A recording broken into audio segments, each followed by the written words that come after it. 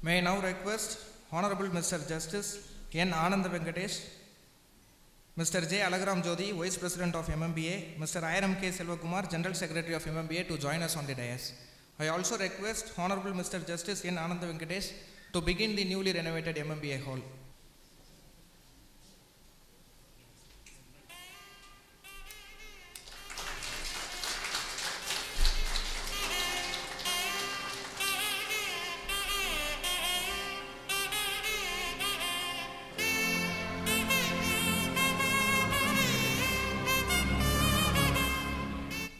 Thank you, Lordship.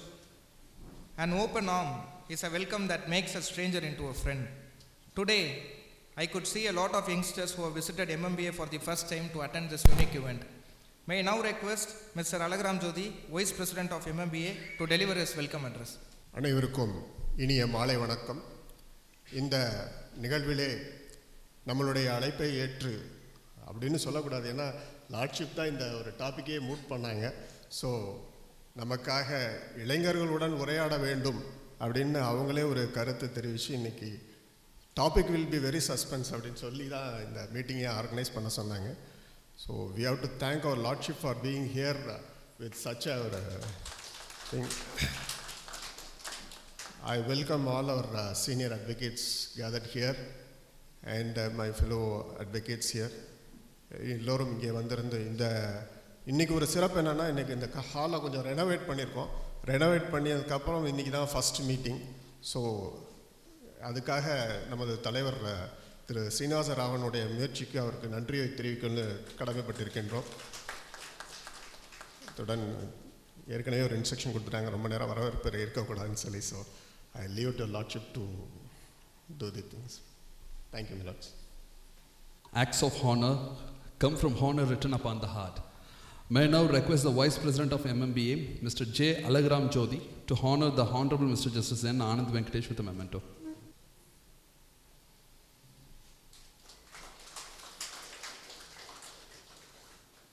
Thank you, Lordship. Thank you, sir. May I now request the General Secretary of MMBA, Mr. Airam K. Selvakumar, to honor the Honorable Mr. Justice N. Anand Venkatesh with a memento.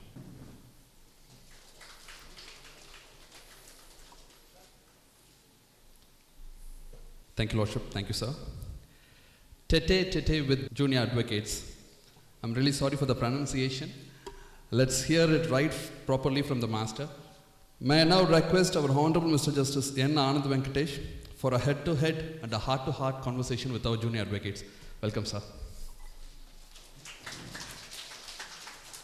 Chinnamani குயிலே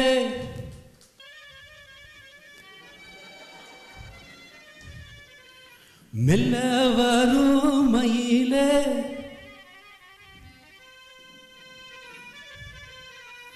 சின்னமணி குயிலே மெல்ல வரும் மயிலே எங்கே ஓஞ்சோடி நான் போறேன் தேடி இங்கே ஓஞ்சோடி இல்லாம கேட்காக்கா பதிலும் சொல்லாம கூ எனக்கு அதே நடி கண்மணி கண்மணி பதில் சொல்லு நீ சின்னமணி குயிலே நல்ல வரும் மயிலே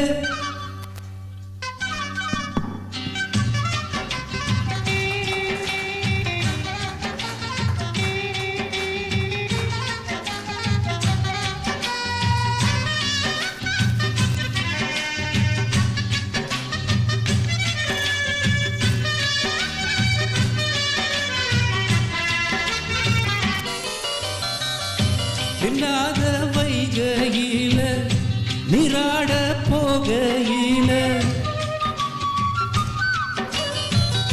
சொல்லாத செய்கையில நிஜாட செய்கையில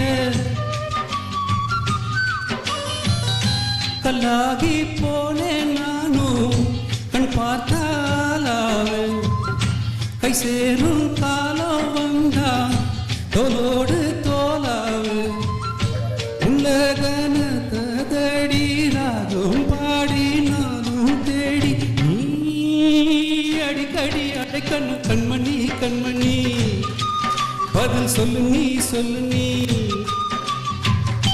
சின்ன மணி குயில மெல்ல வரும் மயில எங்கே உன் ஜோடி நான் போறேன் தேடி இங்கே உன் ஜோடி இல்லாம கேட்டாக்கா பதிலும் சொல்லாம குக்கு எனக்கு அதே நடி கண்மணி கண்மணி பதில் சொல்லு நீ சொல்லு நீ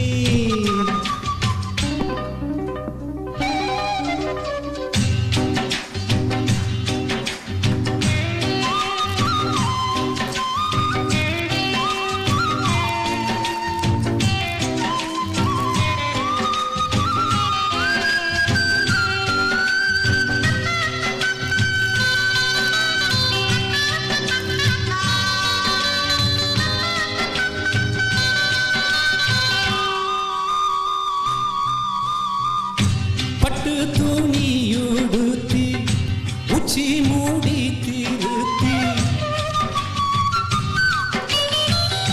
தொட்டு அடி எடுத்து எட்டி நடந்த புள்ள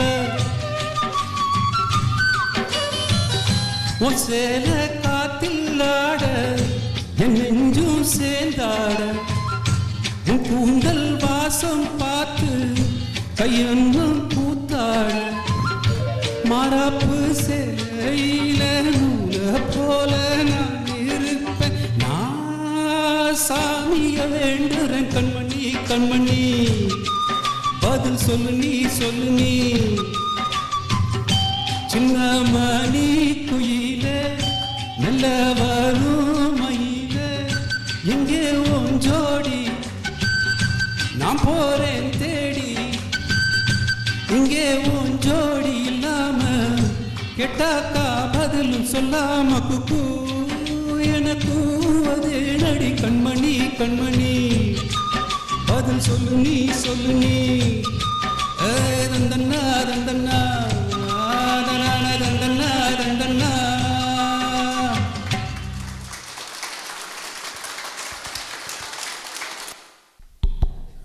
ஷாக்கிங் ஸ்டார்ட். எல்லா உயிரும் இன்பம் எய்துக, எல்லா உடலும் நோய் தீர்க, எல்லா உணர்வும் ஒன்றாதல் உணர்க. நிறைந்த இச்சபையில் கூடியிருக்கும் என் நெஞ்சிற்கினிய பாசத்திற்குரிய இளம் வழக்கறிஞர்களே, மரியாதைக்குரிய மூத்த வழக்கறிஞர்களே, எல்லோருக்கும் கை கூப்பி எனது வணக்கத்தினை முதற்கண் தெரிவித்துக் கொள்கிறேன். இது வரைக்கும் யாராவது ஒரு மீட்டிங் அப்படி பாட்டு பாடி ஆரம்பித்தாங்களான்னு எனக்கு தெரியல. சரி, ஒரு ரிஸ்க் எடுத்து பார்க்கலாம்.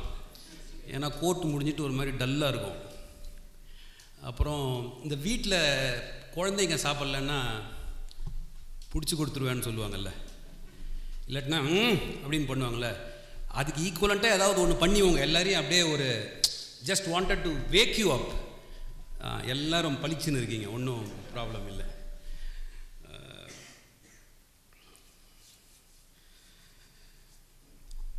முதல்ல இது என்ன டாப்பிக்கில் பேச போகிறேன் அப்படின்றது சொல்ல வேண்டாம். இது டிட்டர்டீட் அப்படின்னு நினைக்கிற மாதிரி இந்த ஜாஸ்ன்னு ஒரு மியூசிக் ஒன்று இருக்குது. மியூசிக் வெரைட்டியில் ஜாஸ் மியூசிக்னு ஒன்று இருக்குது. அந்த ஜாஸ் மியூசிக்கில் என்ன வாசிக்க போகிறாங்க அப்படின்றது வாசிக்கிறவங்களுக்கே தெரியாது. they will just get into the stage and impromptu they will continuously keep innovating the music. அதில் அந்த கருப்பினத்தை சேர்ந்தவங்க தான் ரொம்ப ஃபேமஸ். அது that shows that people whom we considered as mindless are the most brilliant people, particularly in so far as music is concerned. So அந்த ஜாஸ் music எனக்கு ஞாபகம் வந்தது. ஒரு நாள் எதையோ கேட்டுன்னு இருக்கும்போது ஜாஸ் மியூசிக் ஞாபகம் வந்த உடனே சரி, அப்போ நம்ம என்ன பேச போகிறோன்றது சொல்லாமல் போயிட்டா பெட்டர். ஏன்னா நான் இப்போ என்ன சொல்ல போகிறேன்றதை நான் சொல்லிட்டேன்னு வைங்களேன், நம்ம பிரெயின் ஒரு குரங்கு, உடனே அதை பற்றி அது ஏதோ ஒரு டிசிஷனுக்கு அப்படியே வச்சுக்கும். அதை நான் சொல்கிற விஷயத்தை உள்ளே எடுத்துக்காது, ப்ரொட்டஸ்ட் பண்ணும், அதெல்லாம் பண்ணும். அதனால் என்ன சொல்கிறோன்றது தெரியாமல் பண்ணால் என்னடா சொல்ல போகிறேன் இந்த ஆளுன்ற ஒரு அவேக்கனிங்காவது இருக்கும்ல. So I thought I will do it that way. And I'm going to talk about a lot of things, variety of things. திருப்பி திருப்பி transfer of property, evidence act, அதுதான் நிறைய பேர் எடுக்கிறாங்களே உங்களுதில். அதை சொல்லியிருந்தால் இவ்வளோ க்ரௌடு வந்திருக்காது இப்போ. அதனால் முதல் ஒரு தமிழனாக பிறந்த அந்த பெருமிதம் எனக்கு ரொம்ப நாளுக்கு நாள் கூடிக்கிட்டே போகுது. என்னுடைய எல்லா பிறப்பிலும் மறுபிறப்பு அப்படின்ற ஒரு நம்பிக்கை இருந்தால் நான் தமிழ்நாட்டில் தான் பிறக்கணும், தமிழ் தான் பேசணும். இது நான் நெஞ்சார சொல்கிற ஒரு விஷயம்.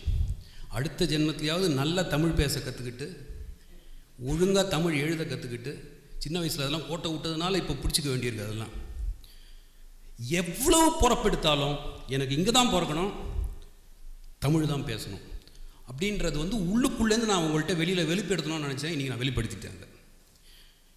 இது எவ்வளோ ஒரு ரிச் ட்ரெடிஷன் இருக்கிற ஒரு மொழி, ஒரு இடம்ன்றதை பாருங்கள். ஒரு சிம்பிளான விஷயம் சொல்கிறேன். ஒப்பாரி வைக்கிறாங்க இல்லையா? இறந்து போனவங்க வீட்டில் ஒப்பாரி வைக்கிறாங்க. குழந்தை இறந்து போனால் ஒப்பாரி வைக்கிற அந்த பெண்கள் எங்கே அடிச்சுக்கிட்டு அழுவாங்கன்னு பார்த்துருக்கீங்களா? வயிற்றில் அடிச்சுக்கிட்டு அழுவாங்க. நீங்கள் நல்லா திருப்பி கீனாக வாட்ச் பண்ணுங்கள் அடுத்த தடவைலேருந்து. குழந்தை இழந்துட்டானாக்கா, குழந்தை இறந்து போச்சுன்னா அவங்கள அறியாமல் வயிற்றில் அடிச்சுக்கிட்டு அழுவாங்க. கணவன் இறந்து போயிட்டா மார்பில் அடிச்சுக்கிட்டு அழுவாங்க. நம்ம அதெல்லாம் சரியாக உன்னிப்பாக கவனிக்கிறது இல்லை.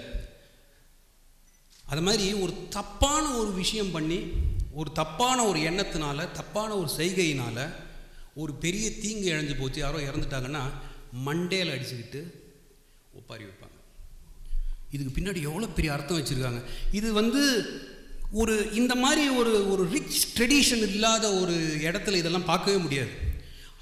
அழும்பொழுது கூட, அவ்வளோ எக்ஸ்ட்ரீம் சிச்சுவேஷனில் அழும்பொழுது கூட அதில் ஒரு அர்த்தத்தை வச்சுருக்காங்கன்னாக்கா, ஏன் குழந்தை இங்கேருந்து பிறக்கிறது, கணவன் தன்னுடைய மார்பிளையை சுமந்து அந்த அன்பை வெளிப்படுத்துறது. தப்பு பண்ணிட்டா, ஐயோ இப்படி யோசித்தோமே, இந்த மாதிரி நான் தப்பாக யோசிச்சு தானே இதை பண்ணிட்டேன்னு தலையில் அடிச்சுக்கிட்டு அழுவுறது.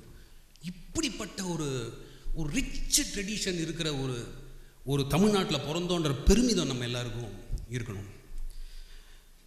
அடுத்தது,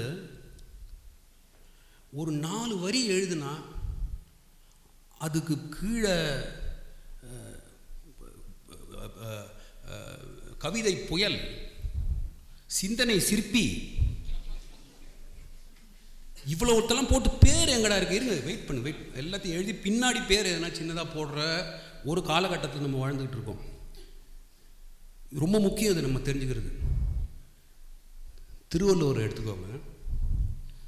திருக்குறளில் எங்கேயாவது ஒரு இடத்துல தமிழ் அப்படின்ற ஒரு வேர்டு பார்த்துருக்கீங்களா? நீங்கள் வேணால் திரும்பி எடுத்து பாருங்கள். திருக்குறளில் தமிழ் அப்படின்னே ஒன்று இருக்காது திருக்குறளில். ஃபஸ்ட்டு. செகண்டு, அதை எழுதுனது திருவள்ளுவர்னு யார் சொன்னா? நம்ம பேர் வச்சுருக்கோம். திருக்குறள் திருவள்ளுவர், வள்ளுவரை கொஞ்சம் மரியாதை கொடுத்து திருவள்ளுவர். பேர் எழுதலை, யார் எழுதுனாங்கன்னு நம்மளுக்கு தெரியாது. அவர் எழுதின காலகட்டத்திலலாம் மேக்ஸிமம் பனை ஓலையில் எழுதியிருப்பாங்கன்னு நினைக்கிறேன். உங்களுக்கு என்ன தெரியும், உங்களுக்கு தெரியுமான்னு தெரியல, பனை ஓலையெல்லாம் செல்லரிச்சு போயிடும். சரியாக பாதுகாக்கலைன்னா செல்லரிச்சு போயிடும்.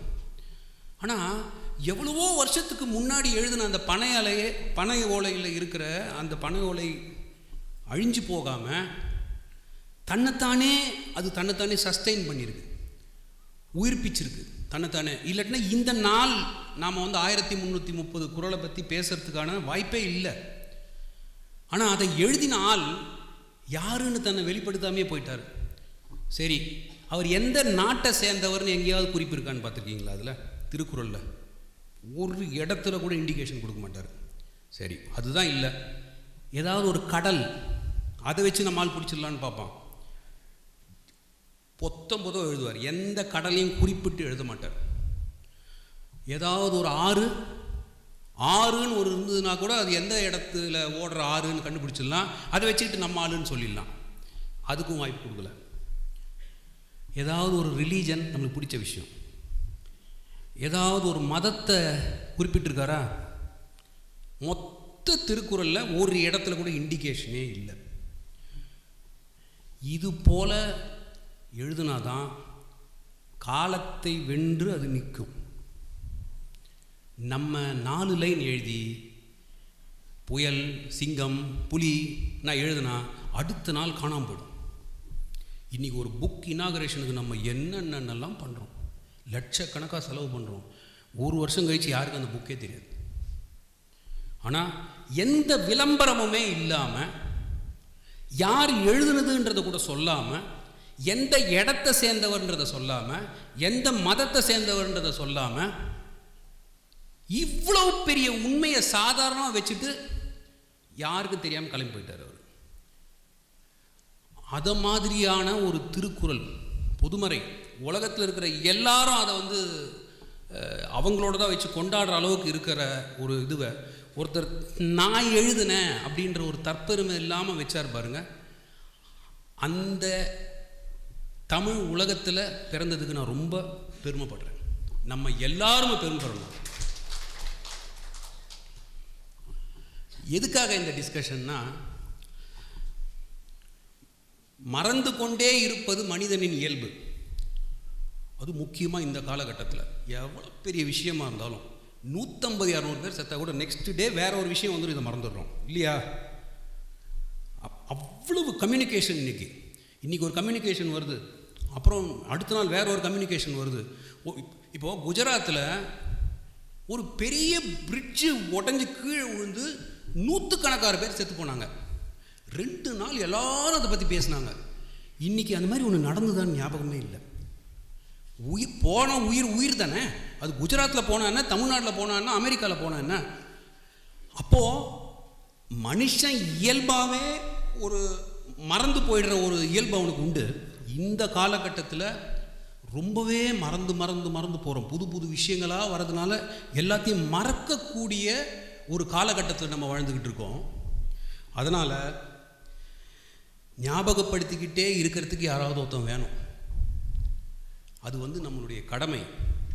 அதை கலைஞர்கள் செய்யணும், எழுத்தாளர் செய்யணும், நானும் செய்யணும்னு நான் நினச்சிட்ருக்கேன். அதனால் நீங்கள் என்னை கூப்பிடுறீங்களோ கூப்பிடலையோ, நான் சொல்கிறத சொல்லிக்கிட்டே இருப்பேன். யாராவது ஒரு 2 பேருக்கு மெசேஜ் போகும் அப்படின்றதுக்காக.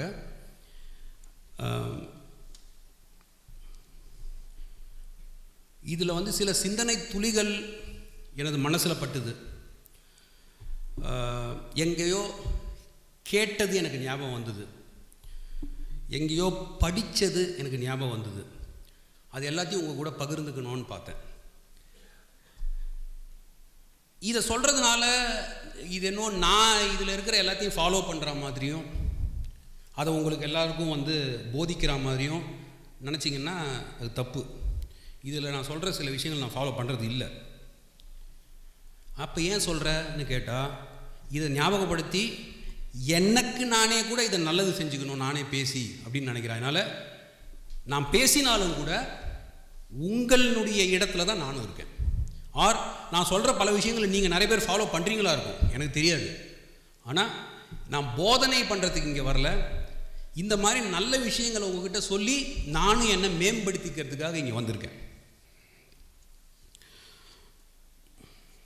ஒரு புத்தர்னுடைய ஒரு ஒரு ஒரு வாக்கு ஒன்று இருக்குது. அவர் சொல்லுவார், 9 துவாரங்களிலிருந்து வருபவையும் நறுமணம் அற்றவையாக இருக்கிறது. துர்மணம்னு சொல்லல, அவர் நறுமணம் அற்றவையாக இருக்கின்றன. வாயில் இருந்து வரும் வார்த்தையாவது நறுமணம் கொண்டதாக வரட்டும் அப்படின்னு ஒரு புத்தர்னுடைய ஒரு வாக்கு ஒன்று இருக்குது. அந்த 9 துவாரங்கள்லேருந்து வரதை பொறுத்த வரைக்கும் நம்மளுக்கு கண்ட்ரோல் இல்லை. அதனால் அவர் என்ன சொல்கிறாரு, உனக்கு கண்ட்ரோல் இருக்கிற இந்த துவாரத்திலேருந்து விடுற ஒரு வேர்டும் அதையாவது சுவையாகவும் நறுமணத்தோடையும் உபயோகிக்கிறோம் அப்படின்னு சொல்லி அவர் சொன்னது வந்து எனக்கு ஒரு பெரிய இன்ஸ்பிரேஷனாக பட்டது. சரி, அதிலிருந்து நம்ம ஆரம்பிப்போம்னு நினச்சேன் நான். முதல் கொஸ்டின், படித்தா அறிவு வருமா? இதுதான் எனக்கு திடீர்னு தோணுன ஒரு விஷயம். படித்தால் அறிவு வருமா? ஓப்பனாக வச்சுக்கோங்க நீங்கள் உங்களை நீங்களே.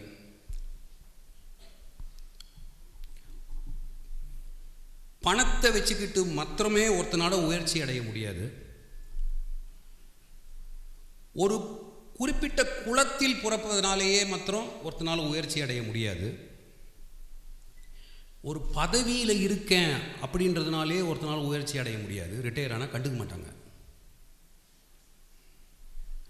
ஆனால் அறிவு இருந்தால் இந்த உலகம் மதிக்குமா? இந்த உலகம் மதிக்கும்.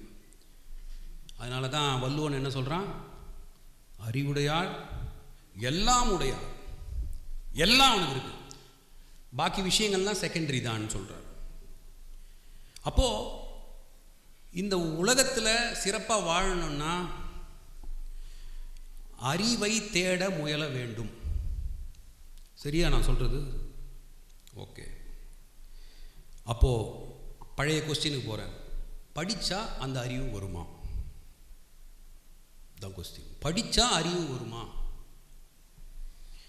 கண்டிப்பாக வராது.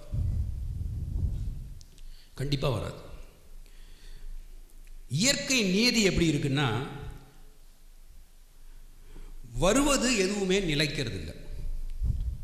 தலைவலி வருது போகுது, பதவி வருது போகுது, கூட இருக்கிறவங்க வராங்க போகிறாங்க, இல்லை நம்ம போயிடுறோம்.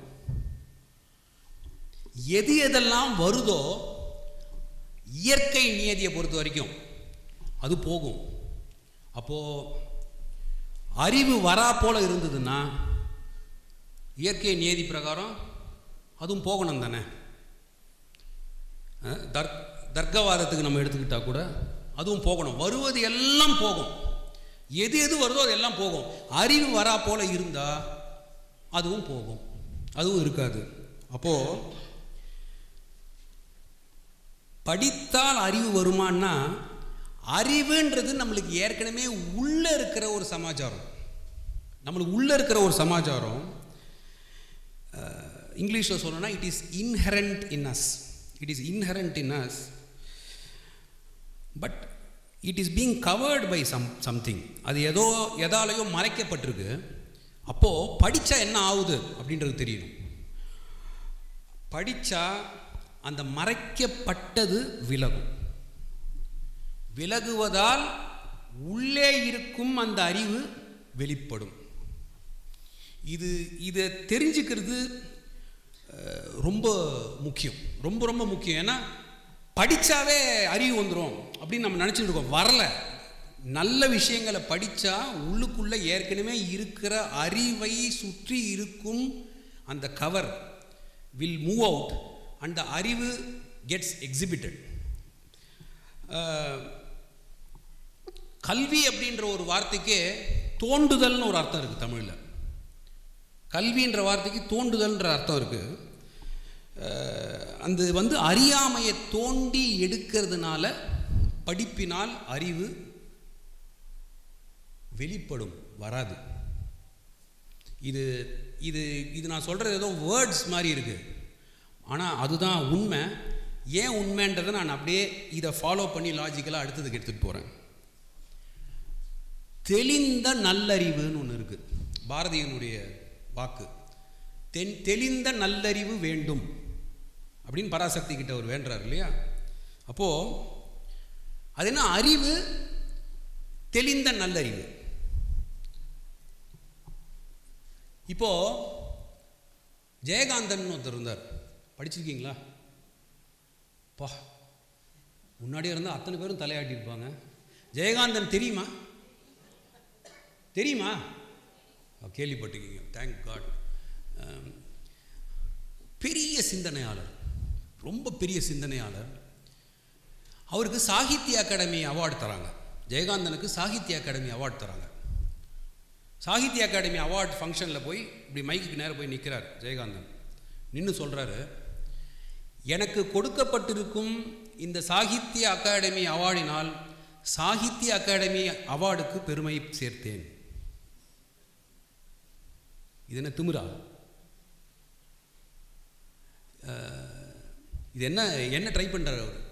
திருப்பி சொல்கிறேன், இப்போ நீங்கள் பார் அசோசியேஷனில் எனக்கு வந்து நீங்கள் ரொம்ப பிரமாதமாக பண்ணிட்டீங்க சார்னு ஒரு அவார்ட் கொடுக்குறீங்க. நான் இங்கே மைக்கில் வந்துட்டு எனக்கு இங்கே கொடுக்கப்பட்டிருக்கும் இந்த அங்கீகாரத்தினால் இந்த பார் அசோசியேஷன் தனக்குத்தானே பெருமை தேடிக்கொண்டது அப்படின்னு சொன்னால் கொஞ்சம் மூஞ்சி சிரிங்கிடும்ல. அவர் அதை சாகித்ய அகாடமி அவார்டுக்கு சொன்னார். சாகித்ய அகாடமிக்கு அவார்டுக்கு சொன்னார். இதுக்கு பேர் திமிர் இல்லை, ஞான திமிர். இதுக்கு பேர் ஞான திமிர்னு பேர். அந்த அவார்ட் ஃபங்க்ஷனில் ஏன் இதை சொல்கிறேன்னா, அந்த அவார்ட் ஃபங்க்ஷனில் பேசும்பொழுது யாரோ ஒருத்தர் தமிழ் கடல் அப்படின்னார். அவரை பார்த்து அவர் ஜெயகாந்தன் உட்காந்துன்னு கேட்டுக்கிட்டுலாம் இருக்க மாட்டார், இதை எழுந்துட்டார் அவர். நான் தமிழ் கடல் இல்லையா, தமிழ் தான் கடல் அப்படின்னாலும். எவ்வளோ தெளிவு பாருங்கள். தெளிந்த நல்ல அறிவுக்காக நான் அதை சொல்கிறேன். நான் தமிழ் கடல் இல்லை, தமிழ் தான் கடல் அப்படின்னு எழுந்து சொன்னார். அப்போது தேவையில்லாத புகழ்ச்சியையும் தனக்கு தான் எடுத்துக்க மாட்டார். முதல்ல அவர் சொன்னது என்ன, சாகித்ய அகாடமி என்னால் பெருமை அடைகிறதுன்னு சொன்னார். அவர் இதை சொன்னார். அடுத்தது ஒருத்தர் கேள்வி கேட்குறாரு அவர்கிட்ட, நீங்கள் ஆரம்ப காலகட்டத்தில் எழுதி கொண்டிருக்கும் பொழுது உங்களுக்கு 100 ரசிகர்கள் இருந்தார்கள். படிப்படியாக நீங்கள் வளர்ந்து இப்பொழுது உங்களுக்கு ஆயிரக்கணக்கான ரசிகர்கள் இருக்கிறார்கள். அதை பற்றி என்ன நினைக்கிறீங்கன்னு கேட்டார். அதுக்கு அவருடைய பதில்,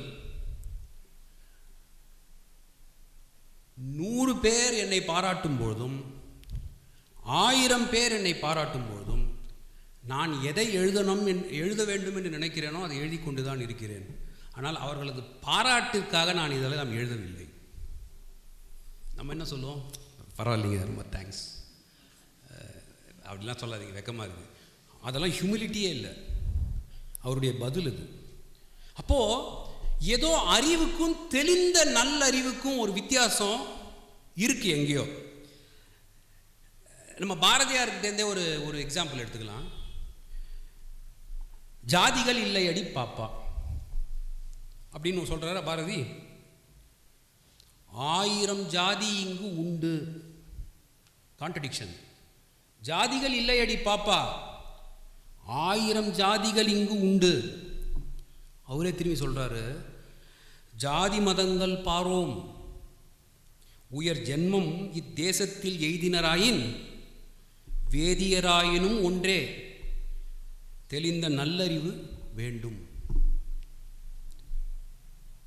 ஏன் இது சொன்னேன்னா, முதல்ல ஜாதிகள் இல்லையடி பாப்பா அப்படின்னு சொன்னது அட்வைஸ், குழந்தைங்களுக்கு அட்வைஸ் பண்ணுறாரு. அறிவு எங்கே வந்ததுன்னா, 1000 உண்டிங்கு ஜாதி. ஜாதி இல்லையா என்ன ஜாதி கேட்குறோமா இல்லையா? அவர் நம்மாலா வாய்க்கு வாய் இந்த அப்போ 1000 உண்டிங்கு ஜாதி ஃபேக்ட், அறிவு. கடைசியில் ஒன்று சொன்னார் பாருங்க, ஜாதி மதங்களை பாரோம், அது தெளிந்த நல்லறிவு. அதுதான் அந்த தெளிந்த நல்லறிவுன்றது. அதுதான் விஸ்டம். நாலெட்ஜ் பிகமிங் எ விஸ்டம்னு இங்கிலீஷில் சொன்னால் புரியுமா இருக்கும் உங்களுக்கு. அந்த அறிவு தெளிந்த நல்லறிவு ஆகணும். ஸோ நான் முதல்ல ஆரம்பிக்கும்பொழுது படித்தால் அறிவு வருமானு கேட்டேன். அடுத்தது அறிவுன்னா என்ன மாதிரி அறிவு நம்ம ரெக்கக்னைஸ் பண்ணணும், எதை வளர்த்துக்கணுன்றது முக்கியம். வெறும் அறிவு இருந்தால் பத்தாது, தெளிந்த நல்லறிவு வேணும் அப்படின்றது தான்.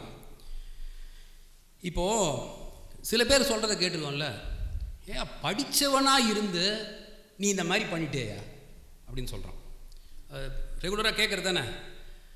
அவர் ஜட்ஜு, அவர் படிச்சிருக்கேன்றாரு, அவர் பேசுகிற பேச்சை பாரு. இல்லை சில பேர் சொல்லலாம், வந்தவனை பாடுறாரு பாரு அந்த ஆள், இதெல்லாம் ஒரு ஜட்ஜு பண்ணுற வேலையா இதெல்லாம்? அது தெரியாது எனக்கு, நான் இங்கே ஜட்ஜாக வரல. அப்போ யாரோ சொல்கிறாங்க, அவன் படித்தவன் தானே, அறிவே இல்லாமல் செஞ்சிட்டான்பா, அறிவே இல்லாமல் சொல்லிட்டான்பான்னு சொல்கிறாங்களே. எந்த அறிவை பற்றி பேசுகிறாங்க? இது ரொம்ப முக்கியம். இப்போ நான் என்ன எடுத்துக்கிறேன், என்ன ஒருத்தன் திட்டுறான், அவன் அந்த அறிவுன்னு சொல்கிறானே, அது என்னுடைய சட்ட அறிவை பற்றி பேசுகிறானா, இல்லை படித்தவன் எப்படி நடந்துக்கணுன்ற பண்பை பற்றி பேசுகிறானான்றது தான் முக்கியம். அதில் அவன் சொன்ன அறிவு என்ன, நான் அதனால தான் சொல்கிறேன், இந்த இடத்துல சில நம்ம தமிழ்நாட்டில் சில நம்மளுக்கு தெரியாத பெரிய பெரிய விஷயம்லாம் இருக்குது. ஆனால் வந்து நம்ம அதை வந்து ஏதோ சாதாரணமாக டெய்லி நடக்கிறதுனால நம்ம அதை பற்றி யோசிக்கிறது இல்லை. ஒரு படித்தவனாக இருக்கியா, அவனுக்கு அறிவு இல்லையான்னு கேட்டால் அவன் என்ன கேட்குறான்னா, நீங்கள் ஃபிசிக்ஸ் தெரிஞ்சவனா, கெமிஸ்ட்ரி தெரிஞ்சவனா, லா தெரிஞ்சவனான்னு கேட்கல, தெளிந்த நல்ல அறிவு உனக்கு இருக்காயான்னு கேட்குறான். இருந்தால் நீ இதை பண்ணியிருக்க மாட்ட, இருந்தால் நீ இதை சொல்லியிருக்க மாட்ட இல்லையா? அப்போ அவன் அதை தான் கேட்குறான். எல்லா துறையிலுமே அறிவுடையர்கள் இருக்காங்க. தெளிந்த நல்ல அறிவு இருக்கிறவங்க எத்தனை பேர் இருக்காங்க? Question mark. இது ரொம்ப முக்கியம். இது நம்ம அந்த பேட்டர்னில் நம்ம யோசிக்க ஆரம்பித்தாதான் நம்ம எதை அறிவுன்னு தேடிக்கிட்டு நம்ம போகிறோன்ற விஷயமே நம்மளுக்கு தெரியும். புக் எடுத்து நல்லா படித்து பண்ணுறதெல்லாம் முள்ள மாதிரித்தனம் பண்ணேன்னு வைங்க. நல்ல அறிவு இப்படி எடுத்துக்கலாம். நல்ல லாவை கரைச்சி குடிச்சு ஜட்ஜ் ஆகி கரப்டாக இருந்தாங்கன்னு வைங்க, அவங்களால இந்த பக்கமும் ஜட்ஜ்மெண்ட் எழுத முடியும், அந்த பக்கமும் ஜட்ஜ்மெண்ட் எழுத முடியும். எங்கேருந்து வருதுன்றதை பொறுத்து ஜட்ஜ்மெண்ட்டு. கரெக்ட் தானே? அப்போது சட்ட அறிவு இருக்கு, ஆனால் தெளிந்த நல்ல அறிவு இல்லை. ஏன்னா நீ அதை பண்ணக்கூடாது. நீ வந்து எந்த விதத்துலேயும் வந்து கரெக்டாக இருக்க முடியவே முடியாது இந்த பொசிஷனில் அப்படின்றது தெரியுமா? அப்படின்ற மாதிரி நடந்துக்கிறோமா? ஒன்றுத்துலேயுமே நம்ம அதை சொல்லலாம். பெரிய சயின்ஸ் அப்படியே கரைச்சி குடிச்சு இன்ஃபர்மேஷன் டெக்னாலஜியில் எல்லாம் வச்சுன்னு இருக்காங்க. ஹேக்கர் அப்படின்னு ஆயிடுறாங்க. ஹேக்கர்னால் நம்ம கஷ்டப்பட்டு சம்பாதிச்சு பைசா போட்டால் பேங்க் அக்கௌண்ட்லேருந்து எடுத்துடுறான். அந்த மாதிரி இருக்கிற ஆளுங்கள்லாம் பெரிய பிரில்லியன்ட் ஃபெலோஸ், ஒன்றும் சாதாரண ஆள்லாம் கிடையாது. நம்மளால அதெல்லாம் பண்ணவே முடியாது. அப்போ அவனுக்கு அந்த நுணுக்கமான அறிவு இருக்கு, அது பத்தாது, அவனுக்கு தெளிந்த நல்ல அறிவு இல்லை. அதனால் நம்ம அறிவுன்னு பேசுனா பாரதியினுடைய இந்த வாக்கியம் ஞாபகம் வரணும். தெளிந்த நல்லறிவு வேணும். லாலையும் ஃபிசிக்ஸ்லேயும் கெமிஸ்ட்ரிலையும் அறிவு ரொம்ப இல்லாட்டாலும் பரவாயில்ல, தெளிந்த நல்ல அறிவு இல்லைன்னு வைங்களேன், பாதாளத்துக்கு போகிற வேலை தான். அதனால் இது வந்து ரொம்ப முக்கியம்.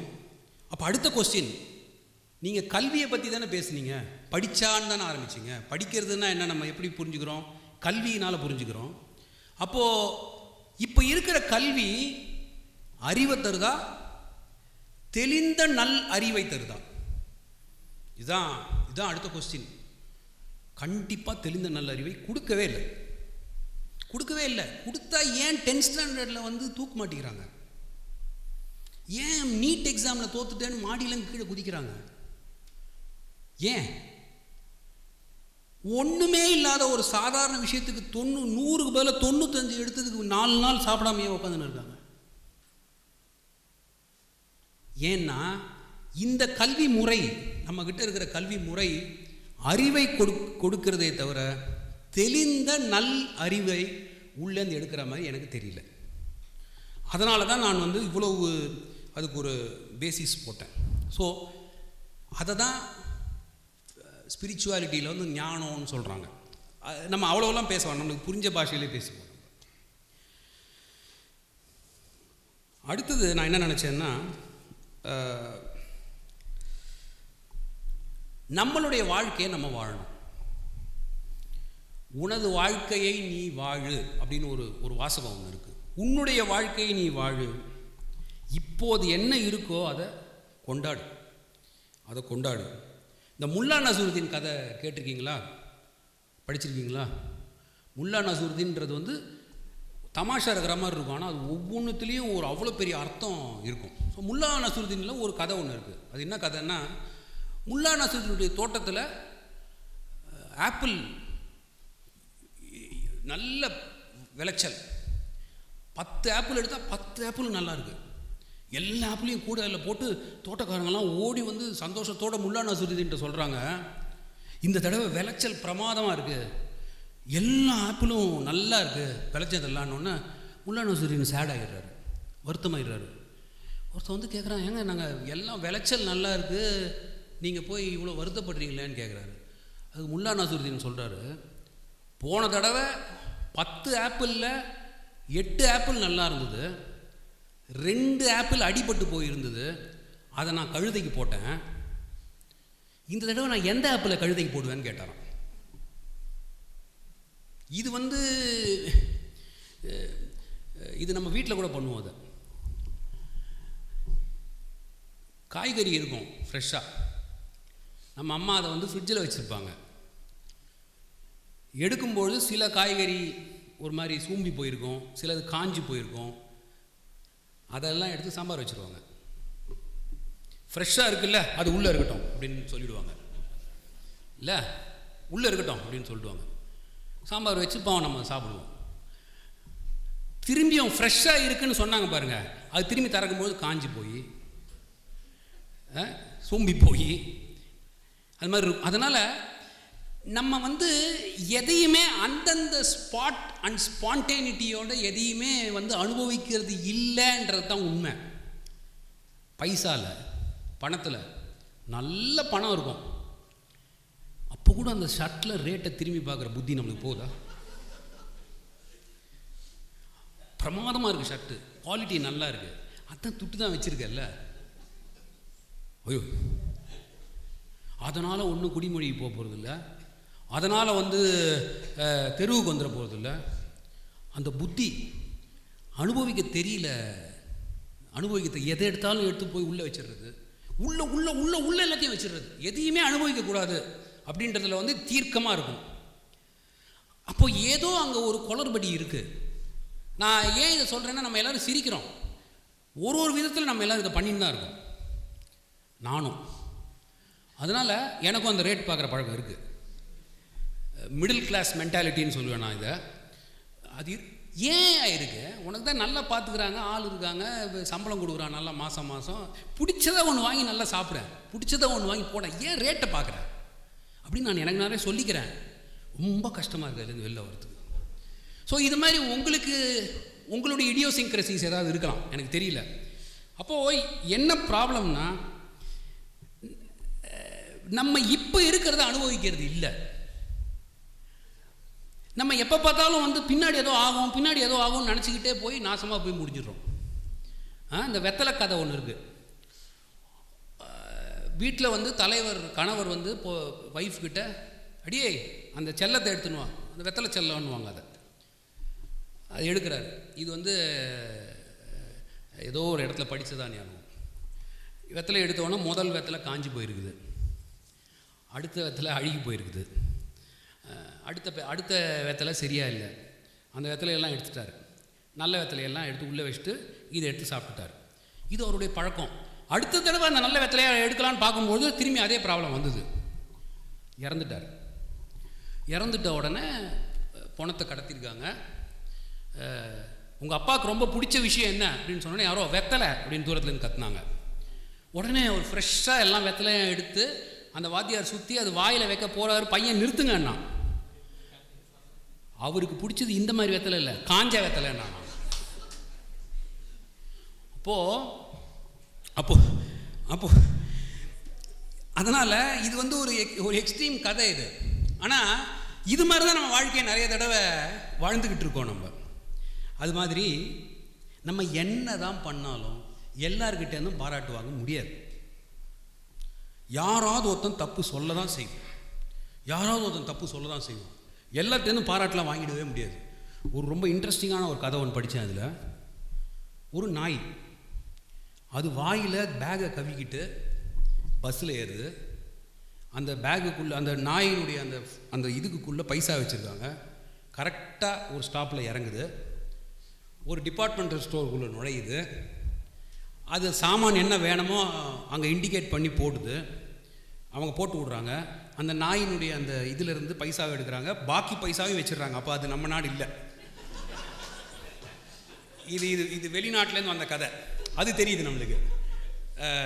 வச்சிடுறாங்க. வச்சுட்டு திரும்பி அந்த நாய் பஸ்ஸில் ஏறுது. பஸ்ஸில் ஏறிட்டு கரெக்டாக அந்த ஸ்டாப் வந்தோடனே இறங்குது. இறங்கி வீட்டுக்கு போய் பெல் அடிக்குது. பெல் அடித்த உடனே அந்த நாயினுடைய அந்த சொந்தக்காரன் கத்திக்கினே வரான்.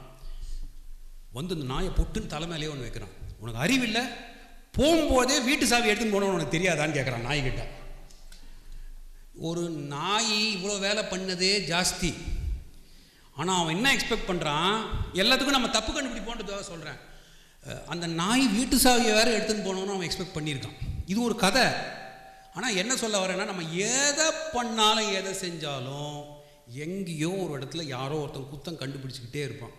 அதையெல்லாம் கடந்துட்டு போயிட்டே இருக்கணுன்றதுக்காக வேண்டி இதை சொன்னேன் நான். அடுத்த முக்கியமான விஷயம், சக்ஸஸ்ன்னு நம்ம எதை நினைக்கிறோம்?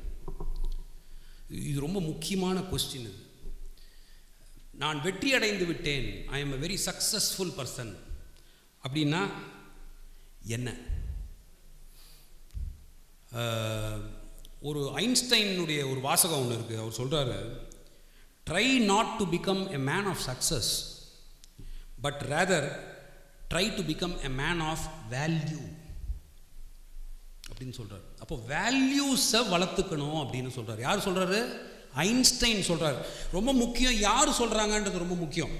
தெருவில் ஒரு யூஸ்லெஸ் ஃபெலோ அதை சொன்னான்னு வைங்களேன், அவனுக்கு சக்ஸஸ்னால் என்னென்னு தெரியாது, உலகம் பார்க்குற அந்த சக்ஸஸ் தெரியாது, அவன் சொன்னால் பலிக்காது. ஆனால் உலகம் யாரை சக்ஸஸ்ஃபுல்லாக இருக்கான்னு நினைக்கிறாங்களோ அவன் சொன்னால் அது பலிக்கும். ஃபார் இன்ஸ்டன்ஸ் சச்சின் டெண்டுல்கர், இது எல்லாருக்கும் தெரியும், ஜெயகாந்தன் அளவு கன்ஃபியூஷன் கிடையாதுங்க. சச்சின் டெண்டுல்கர்கிட்ட ஒரு பர்டிகுலர் மீட்டிங்கில் கேட்குறாங்க. அந்த அப்போ இருந்த அந்த அந்த சைக்காலஜிஸ்ட் சைக்காட்ரிஸ்ட்டையும் பேசுவாங்க. பேசும்பொழுது சக்ஸஸ்னால் என்னன்னு என்ன மாதிரியே கேட்குறாரு, எல்லாருக்கிட்டையும் கேட்குறாரு. ஒருத்தர் ஒரு பதில் சொல்லிட்டு வர்றாரு. சச்சின் டெண்டுல்கருடைய பதில் ரொம்ப பாதித்த ஒரு பதில் அது. அவர் என்ன சொல்கிறாரு, I want to be remembered as a kind person and not the number of runs that I have scored.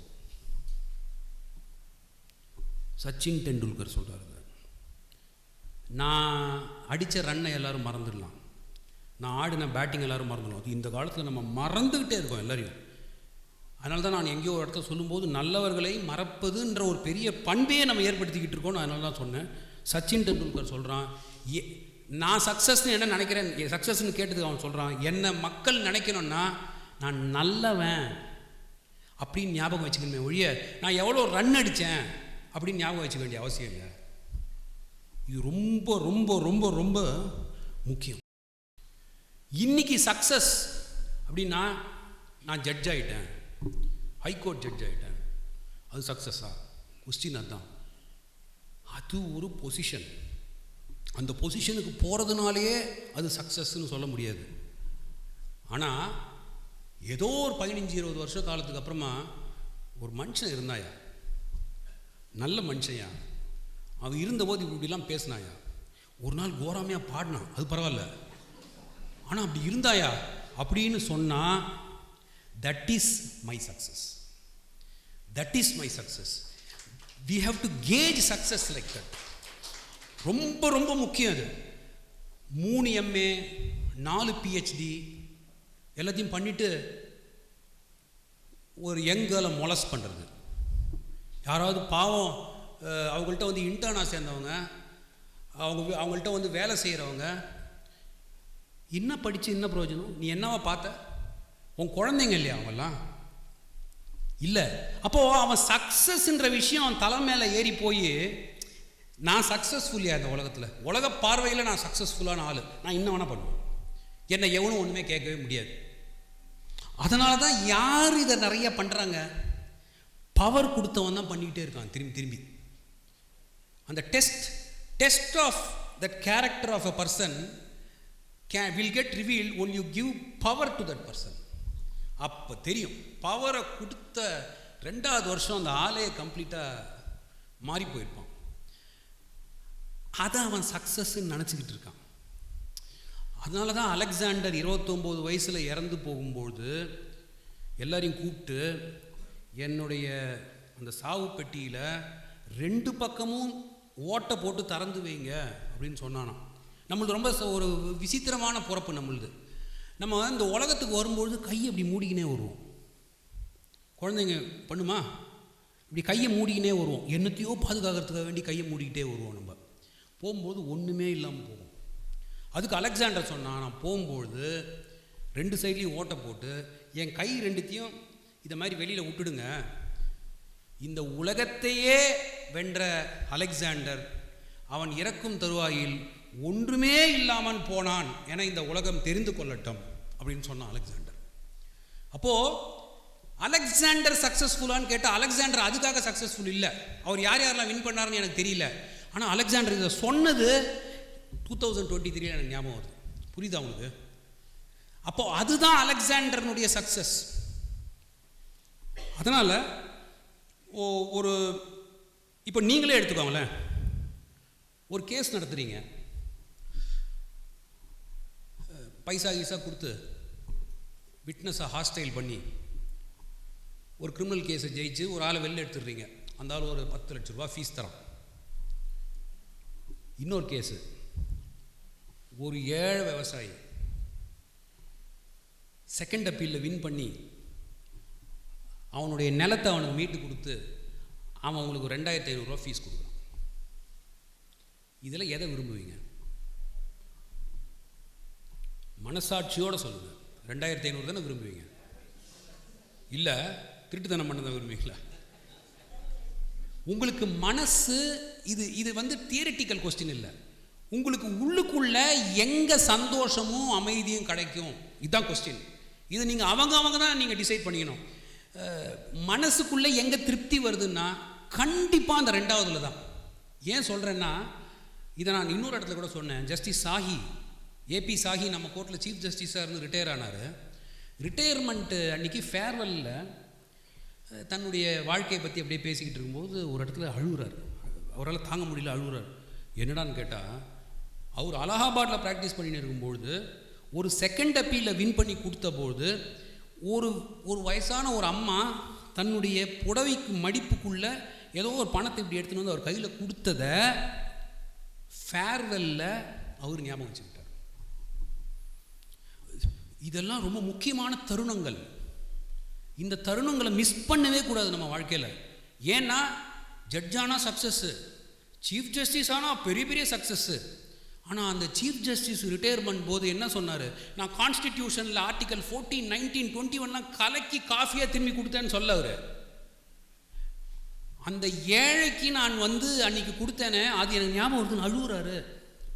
அப்போ அவரை எது பாதிச்சிருக்கு? இது ரொம்ப முக்கியமான ஒரு கேள்வி. ஜட்ஜாக இருந்து ஒரு பெரிய இன்டர்பிரிட்டேஷன் பண்ணி 150 பேஜுக்கு ஜட்ஜ்மெண்ட் எழுதுறது பெரிய விஷயமா? இல்லை ஒரு ஏழை ஆளுக்கு, ஒரு கஷ்டப்பட்டுக்கிட்டு இருக்கிறவனுக்கு, ஒரு வேலை இழந்தவனுக்கு, நிலத்தை இழந்தவனுக்கு, ஒரு கம்யூனிட்டி தனக்கு எந்தவித ரெக்கக்னிஷனும் இல்லாமல் தவிச்சுக்கிட்டு இருக்கிற கம்யூனிட்டிக்கு ஆர்டர் போட்டு அதனால் அவனுக்கு ஒரு வெளிச்சம் வருது, அந்த ஆர்டர் முக்கியமா? இந்த ஆர்டர் 4 பேஜ் கூட இருக்காது, அந்த பேஜ் 150, அந்த ஆர்டர் 150 பேஜ். எது சக்ஸஸ்? இந்த கொஸ்டின்ஸ் ரொம்ப முக்கியம். இது நம்ம இந்த கேள்விகளை நம்ம திரும்பி திரும்பி திரும்பி நம்மளுக்குள்ள கேட்டுக்கிட்டே இருக்கணும். தெளிந்த நல்ல அறிவுன்னு சொன்னேன்னு ஒரு கேஸில் அந்த மாதிரி எடுத்து பண்ண ஆரம்பித்தோன்னா எல்லா கேஸ்லேயுமே வந்து நம்மளுக்கு தேவை பணம், நம்ம பணத்துக்கு என்ன வேணால் பண்ணுவோம் அப்படின்ற ஒரு ஆட்டிடியூட் வந்தால் அந்த மாதிரி பணம் சம்பாதிச்சவங்க வெளியிலேருந்து பார்க்கும்போது சந்தோஷமாக இருக்கிற மாதிரி தெரியுது. நீங்கள் கொஞ்சம் அவங்களோட இருந்து பாருங்கள். எவ்வளவு பணக்காரங்க வந்து சந்தோஷமே இல்லை சார், ஏன் நான் அந்த வாழ்க்கையை வாழறேன்னே தெரியல சார். ஒரு ஆள் சொன்னார், அந்த ஆள்கிட்ட எனக்கு தெரிஞ்சு ஒரு 150 கோடி இருக்கும் ஈஸியாக. அவர் வந்து என்கிட்ட சொல்கிறார் கை பிடிச்சிதுன்னு, எனக்கு தெரில சார், நான் ஏன் இந்த வாழ்க்கையை வாழறேன்னே தெரில சார், போயின்னு போல தோணுது. 150 கோடி. நான் அவர்கிட்ட கேட்குறேன், என்னங்க ஆச்சு, நீங்கள் இவ்வளோ பெரிய பணக்காரரு, இவ்வளோ செல்வந்தராக இருக்கீங்க, இவ்வளோ அதெல்லாம் இருக்குதுங்க, அதை வச்சுக்கிட்டு நான் என்னங்க பண்ணுறேன், அதை வச்சுக்கிட்டு நான் தூங்க முடியுமாங்க? இதெல்லாம் ஃபிலாசபி இல்லை, இதெல்லாம் வந்து ஸ்பிரிச்சுவாலிட்டி இல்லை, இதெல்லாம் வந்து ரியாலிட்டி. இந்த வயதிலேயே, இந்த இளம் வயதிலேயே, வளர்கிற பருவத்திலேயே இதையெல்லாம் எங்கேயோ காதுல வாங்கி வச்சுக்கிட்டா அதை பற்றி வெளியில் போய் பேசாதீங்க. ஏன்னா இது பேசுறதுக்கான விஷயம் இல்லை, இது கடைபிடிப்பதற்கான ஒரு விஷயம் அப்படின்னு நான் எனக்கும் சொல்லிக்கிறேன். திரும்பி திரும்பி நான் அதை திரும்பி திரும்பி சொல்கிறேன். நான் கடைபிடிக்கிற மாதிரியும் உங்களுக்கெல்லாம் போதனை பண்ணுற மாதிரியும் அப்படி இல்லை. இதை கடைப்பிடிக்கிறதுக்கு எங்கேயாவது ஒரு தருணம் வரும்பொழுது சொன்ன அந்த விஷயம் வந்து எங்கேயோ விதையாக நம்மளுடைய மைண்டில் இருக்கும், அது வெளியில் வரும் அந்த டைமில். அதனால் இது இன்னொரு விஷயமா நான் சொல்லணும்னு நினச்சேன். அதனுடைய கனெக்டட் வந்து திறமையும் புகழும். இது இன்னொரு ரொம்ப சரியாக நம்ம புரிஞ்சிக்காத ஒரு விஷயம். இதில் எப்படி சொல்லணும்னு நினச்சேன்னா, திறமையை தக்க வைக்க முயலுங்கள், புகழை தக்க வைக்க முடியாது, அது நம் கையில் இல்லை. எம்ஜிஆர் தெரியல, எம்ஜிஆர் தெரியும். எம்ஜிஆர் தன்னுடைய சுயசரிதையில் எழுதுகிறாரு, கேபி கேசவன் அப்படின்னு சொல்லி ஒரு பெரிய மெகா ஸ்டார் ஒருத்தர் இருந்தார் எம்ஜிஆர் காலத்தில். அவருக்கு பேரே ஏதோ சிங்கம் ஏதோ சம்திங் அந்த மாதிரி. அப்படி கேபி கேசவன் வந்தார்னா கூட்டம் அலமோதும், இடமே கிடைக்காது. எம்ஜிஆர் அந்த டைமில் தான் உள்ள சினிமா ஃபீல்டுக்கு வரார். அப்போ அவர் பார்க்குறாரு அவரை, அப்படியே ஒரு ஆள் போகிறாங்க, இது வாங்குங்க அது வாங்க, ஆட்டோகிராஃப் வாங்குங்க, இப்போ செல்ஃபி எடுங்கன்னு சொல்கிற மாதிரி. அது காலம் மாறுது. கேபி கேசவன் நடிச்சுக்கிட்டு தான் இருக்கார். ஆனால் எம்ஜிஆர் பெரிய ஆக்டர் ஆகிடுறாரு. எம்ஜிஆர் நடித்த ஒரு படத்தை, ஆரம்ப காலத்தில் நடித்த ஒரு படத்தை தேட்டரில் பார்க்குறதுக்கு வரார் எம்ஜிஆர். கூட்டம் தெரிஞ்சுக்கிச்சு எம்ஜிஆர் வந்துட்டாருன்னு. ஒரே அலமோது கூட்டம். அவர் வெளியில் விட மாட்டேங்கிறாங்க. கேபி கேசவன் வெளியில் கார் வச்சு நின்று இருக்கார். எம்ஜிஆர் அப்படியே கவர் பண்ணி அந்த காரில் கூப்பிட்டு போயிட்டார். எம்ஜிஆர் சொல்கிறாரு, இதுதான் நிதர்சனமான உண்மை. கேபி கேசவன்றவருக்கு வந்து திறமை குறைஞ்சி போச்சாங்க? ரொம்ப முக்கியம். என்ன திறமையாக குறைஞ்சி போச்சு? இல்லை, திறமை அப்படி தான் இருக்குது, இன்னும் மெருகேறி கூட இருக்குது. புகழ் மாறிக்கிட்டே இருக்கு. ஒரு வாட்டி கேபி கேசவனுக்கு இருக்குது, ஒரு வாட்டி எம்ஜிஆருக்கு இருக்குது, அப்புறம் கமலஹாசனுக்கு இருக்குது, ரஜினிகாந்துக்கு இருக்குது, இன்றைக்கி ஆனந்த் வெங்கடேஷ்ன்றவனுக்கு இருக்குது. இந்த ஆளை மறந்துடுவாங்க. அதனால் புகழை பொறுத்த வரைக்கும் நம்ம கையிலேயே இல்லாத ஒரு விஷயம். ஏன் நான் இதை சொல்கிறேன் அப்படின்னு சொன்னால், இது ரொம்ப முக்கியம் இந்த காலகட்டத்துக்கு. எதனாலனா சோஷியல் மீடியா. அதுக்காக சொல்கிறேன் இது. இன்றைக்கி நம்ம எதுக்கு சந்தோஷப்படுறோம்? நம்மளை எவ்வளோ பேர் ஃபாலோ பண்ணுறாங்க? ஃபேஸ்புக், ட்விட்டர், வாட்ஸ்அப், இதில் எல்லாத்தையும் நம்ம என்ன எக்ஸ்பெக்ட் பண்ணிக்கிட்டே இருக்கோம்? எவ்வளோ பேர் பார்க்குறாங்க, எவ்வளோ பேர் லைக் போடுறாங்க, எவ்வளோ பேர் கமெண்ட் போடுறாங்க, எவ்வளோ ஃபாலோயர்ஸ் இருக்காங்க. அப்படின்னா நம்ம எதை நோக்கி போயிட்டே இருக்கோம்? புகழ் புகழ் புகழ் புகழ்னு. முன்னாடியாவது கொஞ்சம் விஷயம் தெரிஞ்சவன் புகழ் அடைவான். இப்போ ஒன்றுமே இல்லாதவனா புகழ் சோஷியல் மீடியாவில். ஏன்னா அவனை பொறுத்த வரைக்கும் அதுதானே புகழ்.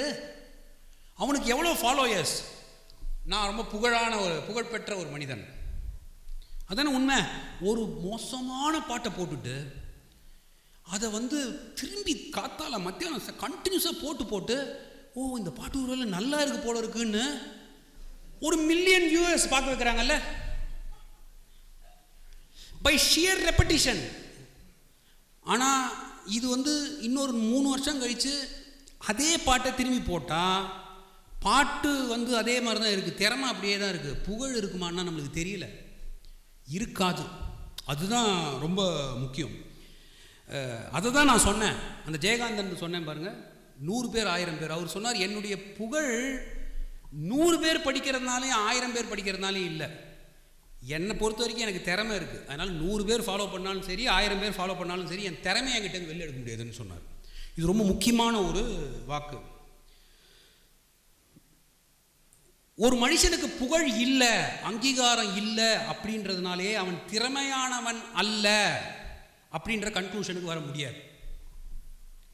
திரும்பி சொல்கிறேன், ஒரு மனிதனுக்கு புகழ் இல்லை, அங்கீகாரம் இல்லை அப்படின்றதுனாலேயே அவனுக்கு திறமை இல்லை அப்படின்ற கன்க்ளூஷனுக்கு வர முடியாது. நிறைய பேர் வந்து நினச்சிக்கிட்டு இருக்கோம் அப்படின்னு சொல்லி, கிடையவே கிடையாது. எவ்வளவோ அன்சங் ஹீரோஸ் எல்லாம் இருக்காங்க. ஜெயமோகனுடைய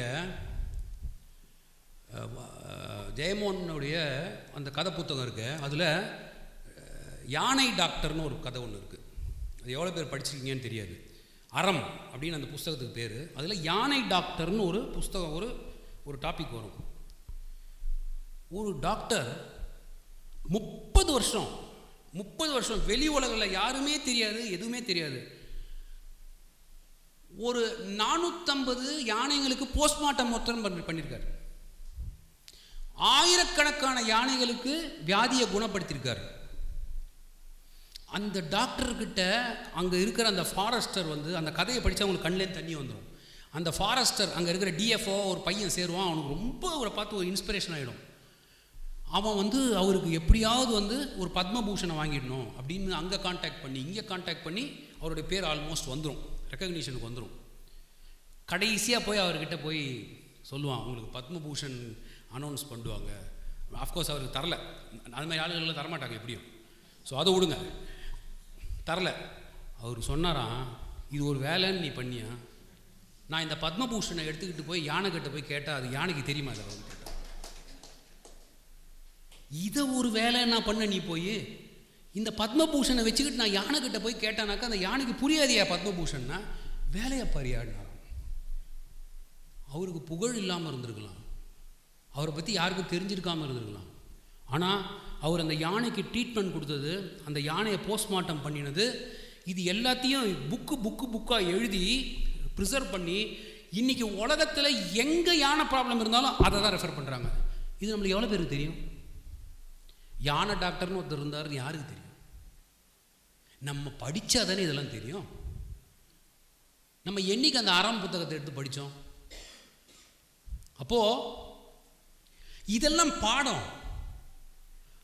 அவருக்கு திறமை இருக்குது, ஆனால் யானை டாக்டருக்கு புகழ் இல்லைன்றதுனால அவருக்கு திறமை இல்லைன்னு ஆகிடுமா? அதனால தான் நான் சொன்னேன், புகழ் அங்கீகாரம் இல்லாதவர்கள் திறமையற்றவர்கள் அல்ல. திறமை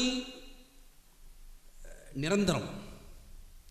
புகழ் வரும் போகும், வரும் போகும். அதனால் இது ஏன் எங்ககிட்ட இப்போ சொல்கிறேன், நாங்கள் தான் புகழே அடையலைன்னா, நீங்கள் டெய்லி புகழுக்கு தான் சோஷியல் மீடியாவில் வச்சுன்னு இருக்கீங்க. இது வேறு காலகட்டத்தில் நான் சொன்னால் பலிக்காமையாக இருக்கலாம். பட் இன்றைக்கி வந்து ஏதோ ஒன்று பண்ணுறீங்க, எதையோ ஒன்று அனுப்புகிறீங்க, ஏதோ ஃபார்வேர்டு தான் பாதியும். ஃபார்வேர்டு தான், சொந்தமாக ஒரு ஒன்று எழுதுறது கிடையாது. அந்த ஃபார்வேர்டுக்கு அவ்வளோ ஒரு ரெக்கக்னிஷனுக்கு ஏங்கின்னு இருக்கும். ஃபார்வேர்ட் பண்ணி அப்படி போட்டோன்னே, அப்புறம் இப்படி போட்டோன்னே, பா ஏன் நீ எழுதலையா, அதை நீ ஃபார்வேர்ட் தானே, அதெல்லாம் கிடையாது. வந்துடுச்சா புகழ்? அந்த விதத்தில் புகழ். அப்போது அந்த கிரேவிங் பெருசாக என்ன ஆகும்னாக்கா, இந்த மாதிரி பைத்தியமாக போய் முடியும். திறமையை வளர்த்துக்கிறதுக்கு பதிலாக புகழை தேடி ஓடிக்கிட்டோ இருந்தான்னா திறமை அழிஞ்சு போயிடும். அதனால் திறமை நிரந்தரம், புகழ் வரும் போகும். இதை மனசில் வச்சுக்கோங்க. ஒரு நம்ம ஔவை வந்து ஆண ஆரம்பிக்கும் போதே அறம் செய்ய விரும்புன்னு ஆரம்பிக்கிறாங்க. இல்லை, அறம் செய்ய விரும்பு அப்படின்னா ஆசையாக பண்ணு அப்படின்றாங்க. ஏன் விரும்புன்னு சொல்கிறாங்கன்னு நான் யோசித்தேன். ஏன் விரும்பணும்? எதுக்கு அறம் செய்ய விரும்பணும்? அறம் செய் அப்படி நிறுத்திருக்கலாமே. ஏன் அறம் செய்ய விரும்புன்னு சொல்கிறாங்கன்னு எனக்கு ஒரு கொஸ்டின் வந்தது. ஏன் விரும்பு சொல்கிறாங்கன்னு. நம்மளுக்கு எது மேலேயாவது விருப்பம் இருந்ததுனா தான் அது எண்ணமாக மாறும், இல்லையா? அழகாக ஒரு பொண்ணு போகுது, அது மேலே விருப்பம் வந்தவொடனே நம்மளுக்கு ஒரு எண்ணம் வருதா? உல்டாவா ஸ்மார்ட்டாக ஒரு பையன் போகிறான். ஏன்னா ஒரு சைடு ஒன்று சொன்னால் சரியாக வராது. இது எண்ணம் வருதா? எண்ணமாக வருது ஃபஸ்ட்டு, அப்புறம் செயலாக மாறுது. அது எங்கே இருக்கீங்க? ஓ படிக்கிறீங்க, ஓ சரி. ஸோ செயலாக மாறுது. அது கரெக்ட் தானே? உங்களுக்கு புரிகிற மாதிரி சொல்கிறேன் நான். செயல் பழக்கமாக மாறுகிறது. கரெக்டா? பழக்கமாக மாறுகிறது. காஃபி ஷாப் செயல் பழக்கமாக மாறுகிறது. அது எவ்வளவு சயின்டிஃபிக்காக யோசிச்சிருக்காங்கன்னு சொல்கிறேன் நான். அதனால தான் தமிழ்னு ஆரம்பிக்கும்போது ஒரு அம்மா எழுதி போயிட்டாங்க, அறம் செய்ய விரும்பு, அவ்வளோதான். அது நம்ம ஏதோ அறம் செய்ய விரும்பு நம்ம எழுதி 1 மார்க் வாங்கிட்டோம் சின்ன வயசில். என்ன சொல்ல வந்தாங்க? ஸோ விருப்பம் எண்ணமாக மாறுது, எண்ணம் செயலாக மாறுது, செயல் பழக்கமாக மாறுகிறது, பழக்கம் வழக்கமாக மாறுகிறது. பழக்கத்துக்கும் வழக்கத்துக்கும் வித்தியாசம் இருக்குது. ஸ்பெல்லிங்கில் மாத்திரம் இல்லை. பழக்கம்னா அந்த மாதிரி அக்கேஷன் வரும்போது உண்டி செய்யறது. எனக்கு அந்த பழக்கம் உண்டியா? வழக்கம்னா பண்ணிக்கிட்டே இருக்குது. ஸோ பழக்கம் வழக்கமாக மாறும், வழக்கமே நம்மளுடைய குணமாக மாறிவிடும். இதுதான் அந்த பேட்டர்ன். அந்த பேட்டர்ன் அதுதான். நான் திரும்பி சொல்கிறேன், விருப்பம் இருந்தால் தான் எண்ணமாக மாறும், எண்ணம் இருந்தால் தான் செயலாக மாறும், செயல் இருந்தால் தான் பழக்கமாக மாறும், பழக்கம் இருந்தால்தான் வழக்கமாக மாறும், அந்த வழக்கம் நம்மளது குணமாகிவிடும், அதனால் பண்பாகிவிடும். அதனால் அந்த அறத்தை நீ நினச்சா அதுவே உன் குணமாகிடும்னு சொல்கிறாங்க. இதுதான் அறம் செய்ய விரும்பு. நம்ம இப்படியா எக்ஸ்ப்ளனேஷன் எழுதணும்? 54 வயசில் எனக்கு இது தெரிஞ்சிருக்கு. இனிமேல் திரும்பி போய் எக்ஸாம் எல்லாம் எழுதுறதுக்கு தைரியம் இல்லை எனக்கு எப்படியும். அப்போது ஏன் நீ இதை பற்றி ஆரம்பித்த இன்றைக்கி எதனா தமிழ் கிளாஸ் எழுதுறியான்னு கேட்காதீங்க. நம்மளுக்கு நூற்றுக்கணக்கான ஆயிரக்கணக்கான அறங்கள் இருக்குது. பசிச்சவனுக்கு சோறு போடுறது, ரோட்டில் அடிப்பட்ட ஒரு நாய்க்கு போய் ஒரு இடத்துல போய் கொண்டு விட்டு அதுக்கு ட்ரீட்மெண்ட் கொடுக்கறது, பணம் இல்லாதவனுக்கு பணம் கொடுக்கறது, ஒரு ஏழைக்கு படிப்புக்காக செலவு கொடுக்கறது, நூற்றுக்கணக்காக அறம் இருக்குது, நிறைய அறம் இருக்குது. ஆனால் இந்த நூற்றாண்டுக்கான முக்கியமான அறம் அப்படின்னு நான் நினைக்கிறது மனிதனை மனிதனாக பார்ப்பது.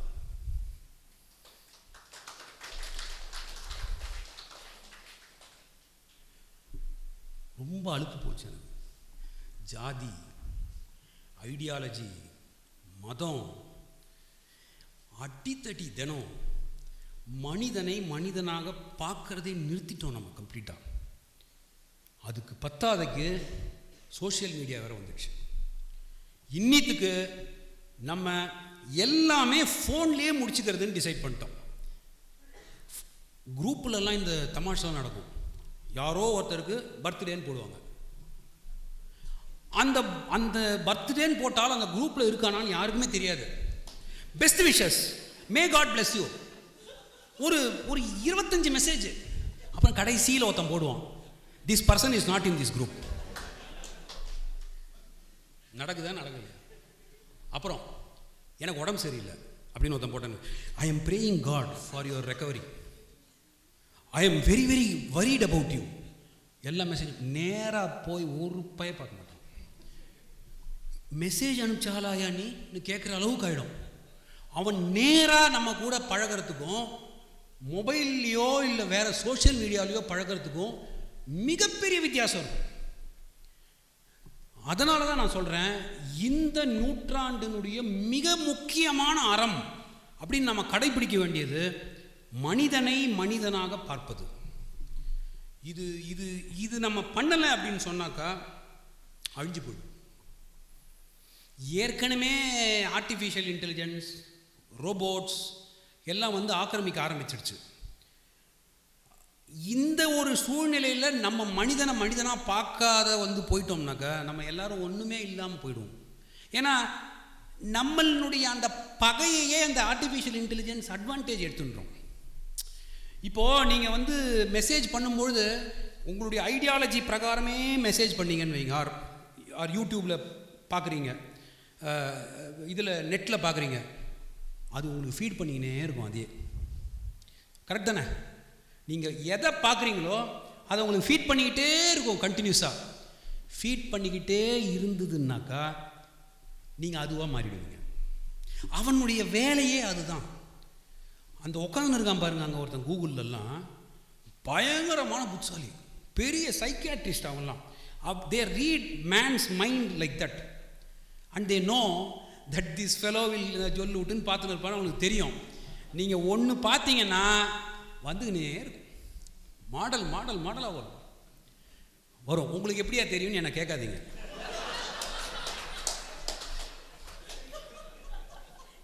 ஸோ அப்போ என்ன அர்த்தம்?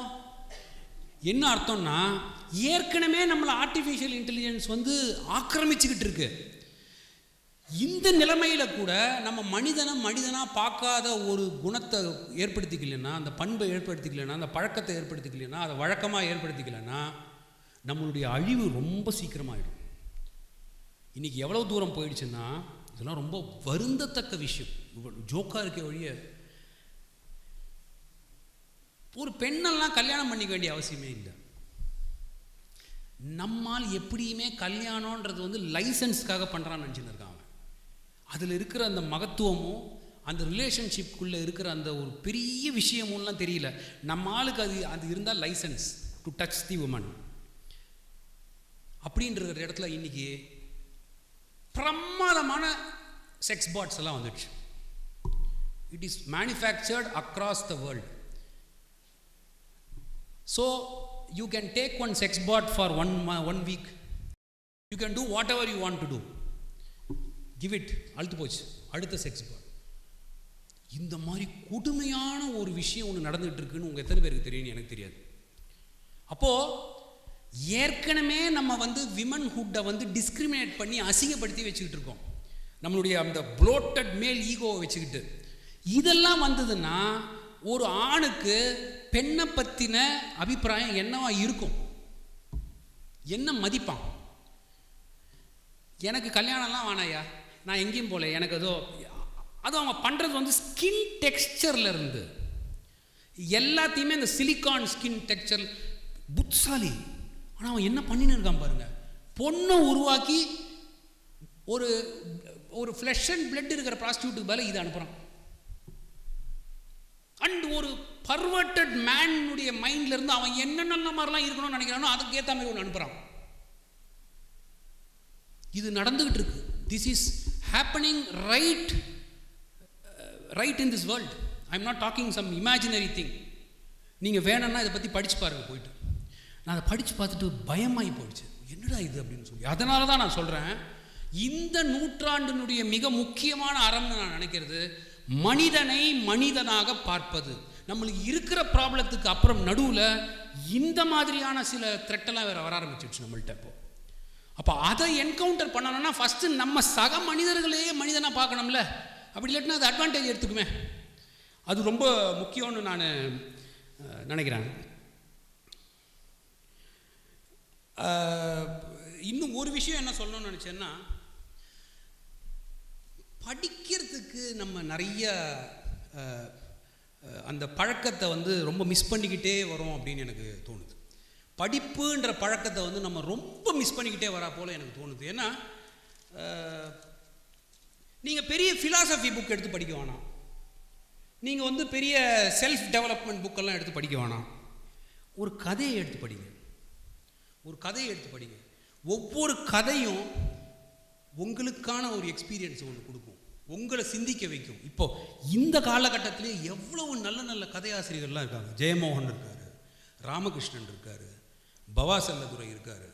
எத்தனையோ பேர் அப்படி எழுதுகிறாங்க. அண்ட் அவங்க கதை எழுதுறதெல்லாம் வெறும் பணக்காரனை பற்றிலாம் எழுதலை, சாதாரண ஆட்களை, கதைகளே சாதாரண ஆட்களை பற்றி தான் எழுதப்படும். சக்ஸஸ்ஃபுல்லாக பற்றி கதை யாரும் எழுதுறதில்லை. செல்ஃப் டெவலப்மெண்ட் புக்கில் வேணால் எழுதுவாங்க அதை. அப்போது ஒரு மொழி பிறந்தவுடன் முதலில் பிறப்பது கதை. ஏன்னா அந்த கதைன்றது எதை நம்புது? ஒருத்தனுடைய வாயையும் இன்னொருத்தனுடைய காதையும். அவ்வளோதான் தேவை அந்த கதைக்கு. ஒருவனின் வாயையும் மற்றொருவனுடைய காதையும் நம்புவது தான் அந்த கதை. கதையால் தான் இந்த உலகமே இயங்குது. யுவல் நோவா ஹராரியினுடைய ஹோமோசேப்பியன்ஸ்லாம் எவ்வளோ பேர் படிச்சிங்கன்னு எனக்கு தெரியல. கொஞ்சம் கஷ்டமாக இருக்குல்ல இந்த பேர்லாம், ஆனால் அதெல்லாம் படிக்கணும். அவர் சொல்கிறாரு, இந்த உலகம் இயங்கிறதுக்கு காரணமே நம்மளுடைய கதைங்க தான்றார். எப்படி? யார் சொன்னது அமெரிக்காவோட பவுண்ட்ரி அங்கே இருக்குது, இந்தியாவோட பவுண்ட்ரி இங்கே இருக்குது, நம்மெல்லாம் வந்து இதை தான் ஃபாலோ பண்ணி ஆகணும், ஃபாலோ பண்ணினா தான் வந்து இதெல்லாம் வந்து இப்படி நடக்கும், இதெல்லாம் யார் சொன்னா? இதெல்லாம் கதை தானே. நம்ம காட்டில் வாழ்ந்துன்னு இருக்கும்போது எங்கே இருந்தது இதெல்லாம்? அப்போது அவர் என்ன சொல்கிறாரு? It is the stories which is very important to keep this world together. If the story cos, the world will perish. So கதைகள் ரொம்ப முக்கியம். அது மாதிரி கதைகள் தான் நம்மளுடைய அடுத்த கட்ட வாசிப்புக்கான சாவி. நீங்கள் அதை படிக்க ஆரம்பித்தாலே அதுலேருந்து ஒன்று டெவலப் ஆகும். அதனால தான் எங்கள் காலத்தில் அட்லீஸ்ட்டு ஃபேண்டம்மு, மேண்ட்ரிக்ஸு, பீர்பாலு இதெல்லாம் வச்சுக்கிட்டு ஃபோட்டோ இருக்கிறதா ஆரம்பித்து ஏதோ அதனால் ஒரு பழக்கம் ஏற்படுத்தி அம்புலி மாமா இது மாதிரி இருக்கிறதெல்லாம் வச்சு ஆரம்பித்து அதிலிருந்து பிடிச்சி கொஞ்சம் கொஞ்சமாக ஏதோ மேலே படிக்க ஆரம்பித்தோம். அதுக்கான வாய்ப்பு வேறு இல்லை இப்போ. ஏன்னா நம்ம தான் கதையெல்லாம் கூட வாட்ஸ்அப்லேயே படிச்சுடுறோமே. ப்ரீஃபாக இருக்கணும் ஐயா, எதுவுமே 4 லைனுக்கு மேலே இருக்கக்கூடாது. 2 பேஜில் இருந்தால் கஷ்டம். 4 லைன்ஸ் எத்தனை இருந்தாலும் ப்ரீஃபாக இருக்கணும்.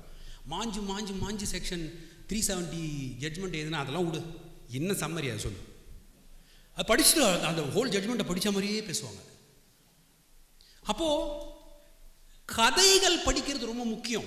அப்போ தான் நம்ம வேறு விஷயங்களுக்கு உள்ளே போக ஆரம்பிப்போம். கதைகள் நம்மளுடைய தெளிந்த நல்ல அறிவை பிடிச்சி இழுக்கும்.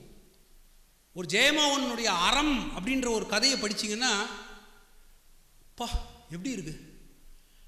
அது மாதிரி அந்த இடக்கைன்னு சொல்லி ஒரு கதை எழுதியிருக்கார் ராமகிருஷ்ணன், பிரமிப்பாக இருக்குது.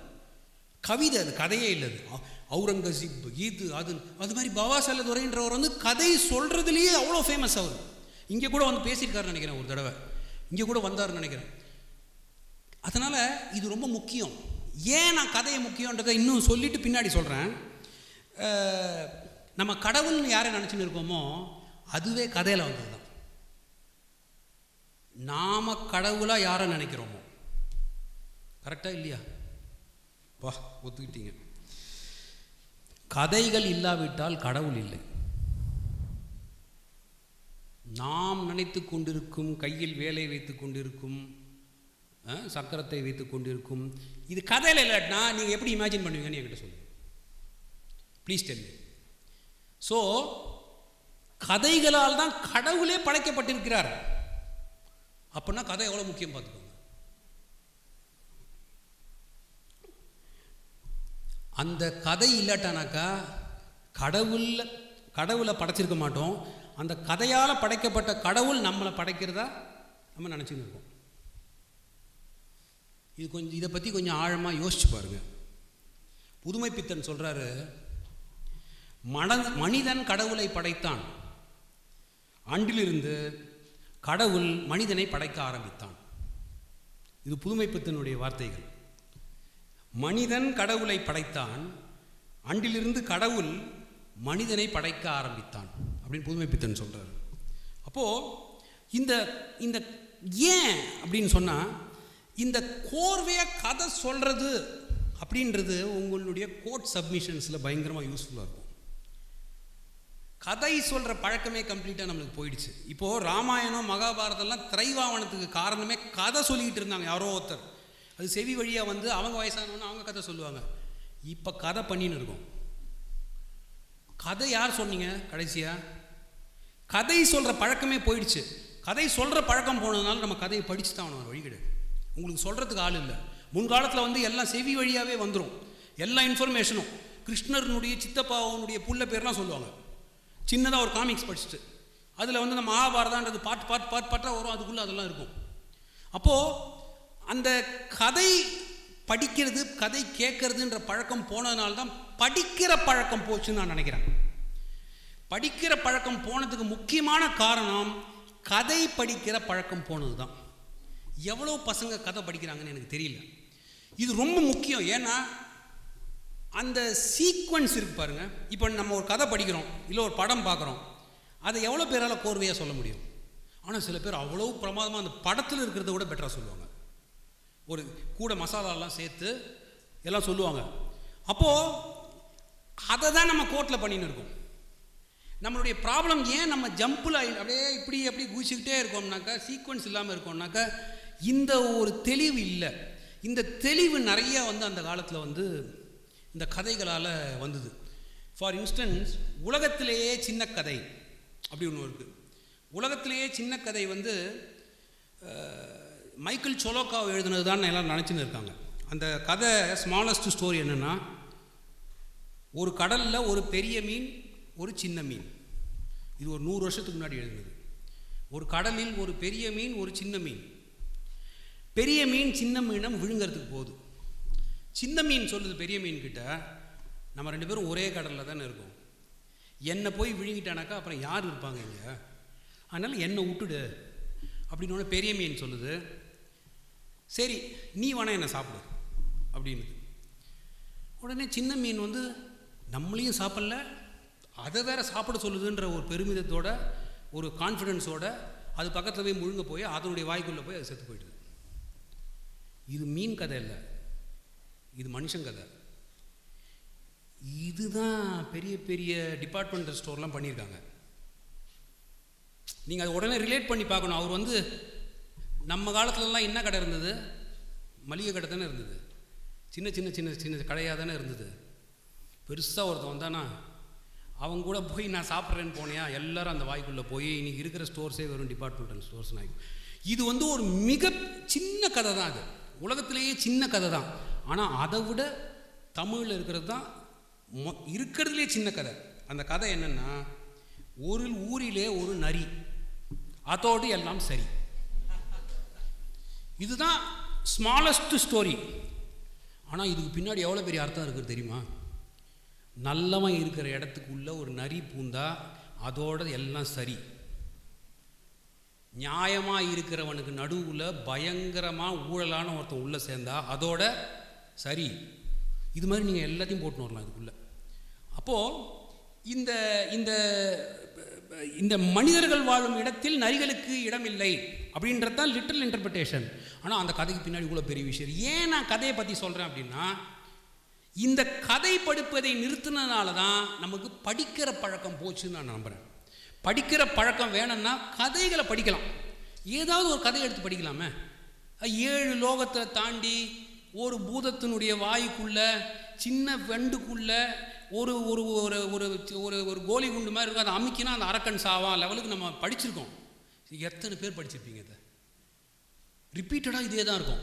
அந்த தினத்தந்தியில் வருமே அந்த சிந்துபாத் கதை, அதில் ஒன்றும் சீக்வன்ஸே இருக்காது, எல்லாம் ஒரே மாற்றி மாற்றி போட்டுன்னே இருப்பான். பலார் அது ஃபஸ்ட்டு ஃபோட்டோ, ரெண்டாவது செகண்ட் ஃபோட்டோ, மூன்றாவது ஃபோட்டோ ஐயோ என் பல் போய்விட்டதே அப்படின்னு அந்த சைடு அந்த பல் அப்படியே பறந்துன்னு இருக்கும், அந்த பக்கம் தொடரும். இதை கண்டினியூஸாக படிக்கிற ஆளுங்கள்லாம் இருக்காங்க. சரி பல்லு போயிடுச்சு, அடுத்தது என்ன தான் வருதுன்னு சொல்லி அந்த கதை. அதனால தான் அதெல்லாம் அந்த கதையை போட்டுக்கிட்டே இருக்கு. ஏன்னா தினத்தந்தி ஆரம்ப காலத்திலேருந்து இது ஓடிக்கிட்டு இருக்குது. ஸோ கதை, வார நாளிதழ்கள், ஆனந்த விகடன், குமுதம் இதெல்லாம் எதுக்கு வாங்குவாங்கன்னா கதை, தொடர்கதைகள் இதையெல்லாம் படிக்கிறதுக்கு தான். நிறைய பேர் பொன்னியின் செல்வன் அந்த காலத்தில் வந்து தொடர்கதையாக தான் படித்தாங்க. 5 வால்யூம்னா பயமாக இருக்கும் நம்மளுக்கு, தொடர்கதையாக படிச்சுக்கிட்டே இருந்தாங்க. அது மாதிரி எல்லாரும் அந்த மாதிரி தான் படிச்சிருக்காங்க. அப்போது கதை படிக்கிறத வந்து நம்ம ஒரு பழக்கமாக ஆக்கிக்கணுன்றது ரொம்ப முக்கியம்னு நான் வந்து சொல்ல பிரியப்பட்டேன். கடைசியாக அந்த ஒரு கலீல் கிப்ரானுடைய ஒரு கவிதை எனக்கு ரொம்ப பிடிச்சிருந்தது, உங்களோட அதை பரிமாறிக்கிட்டு அதோட முடிச்சுக்கலான்னு பார்த்தேன்.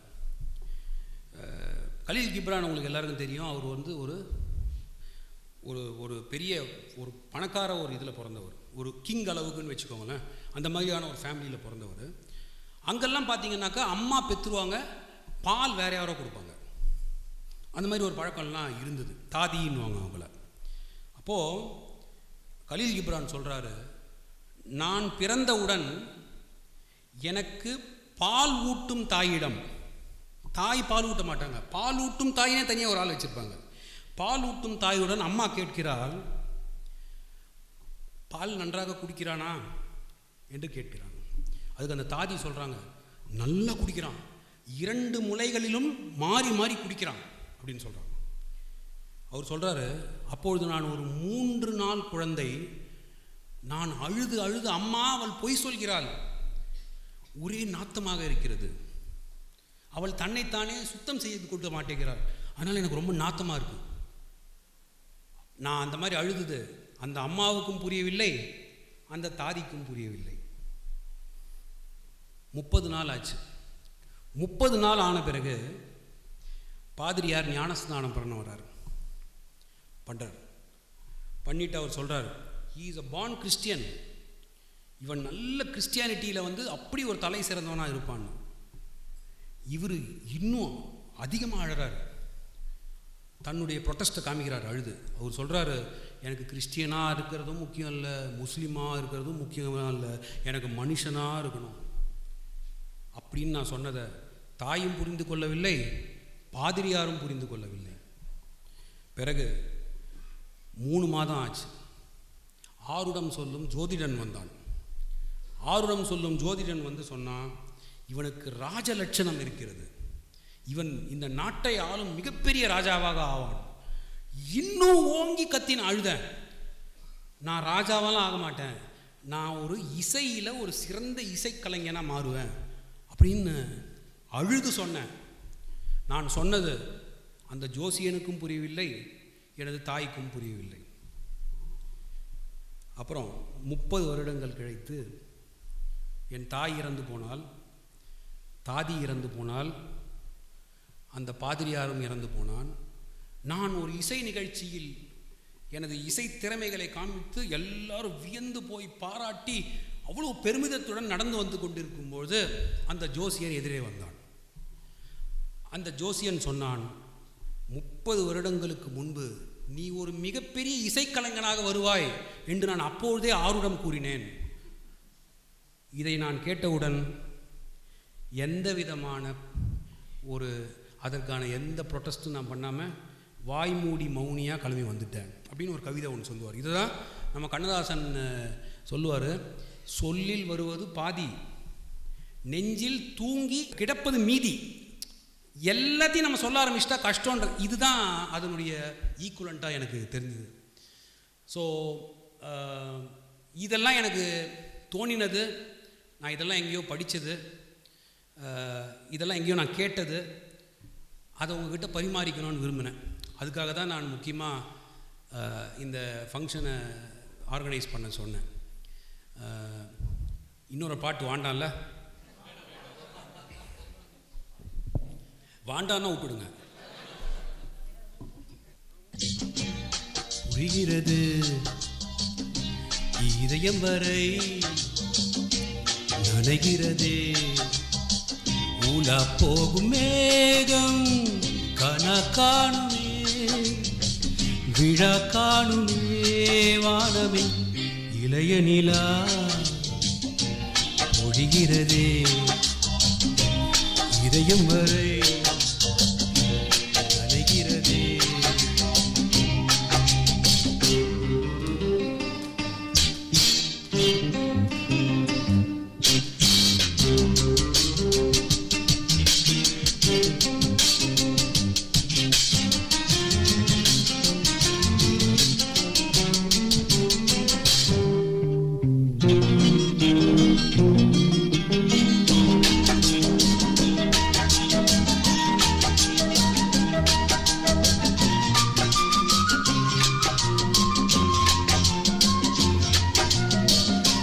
வரும் வழியில் பனிமழையில் பருவநிலா தினம் நனையும், முகிலெடுத்து முகம் துடைத்து விடியும் வரை நடைப்பழகும்.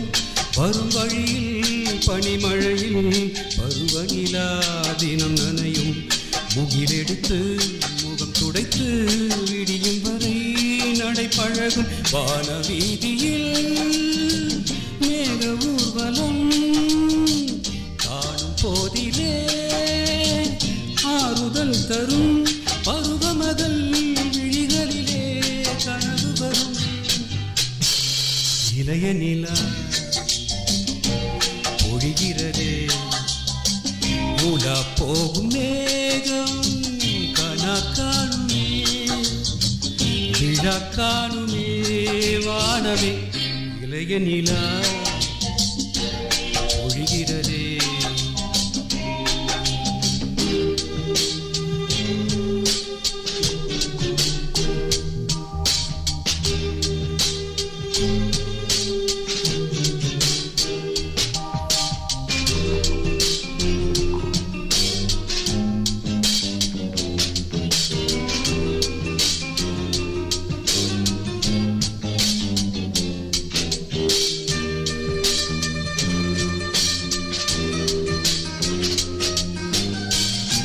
முகிலினங்கள் அலைகிறதே, முகவரிகள் தொலைந்தனவோ, முகவரிகள் தவறியதால் அழுதிடுமோ அது மழையோ முகிலினங்கள் அலைகிறதே முகவரிகள் தொலைந்தனவோ முகவரிகள் தவறியதால் அழுதிடுமோ அது மழையோ நீலவானிலே வெள்ளி ஓடைகள் ஓடுகின்றதே என்ன ஜாடைகள் விண்வெளியில் விதைத்தது யார் நவமணிகள்.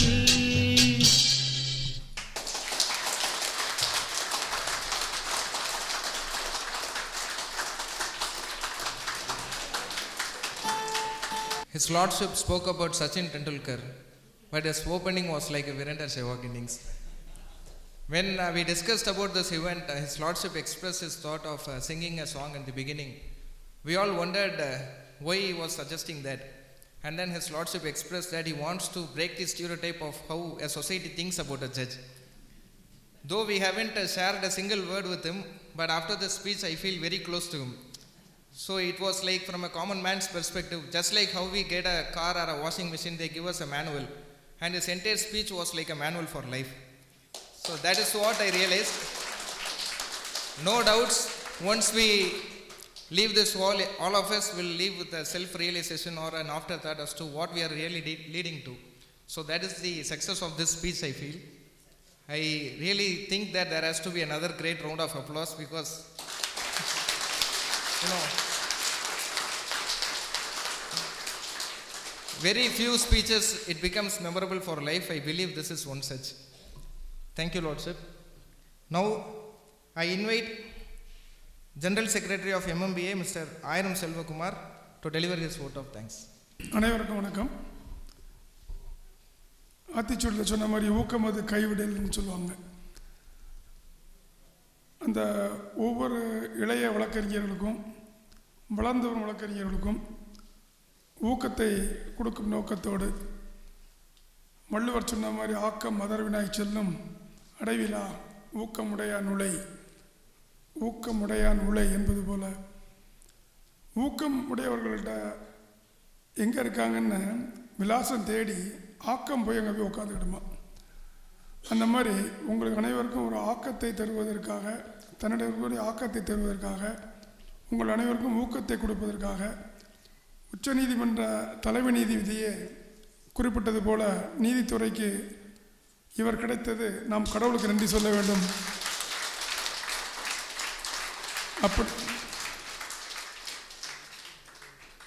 அப்படிப்பட்ட நீதியரசர் மாண்புமிகு திரு ஆனந்த வெங்கடேஷ் அவர்களுக்கு MMBA சார்பில் நெஞ்சார்ந்த நன்றியை தெரிவித்துக் கொள்கிறோம்.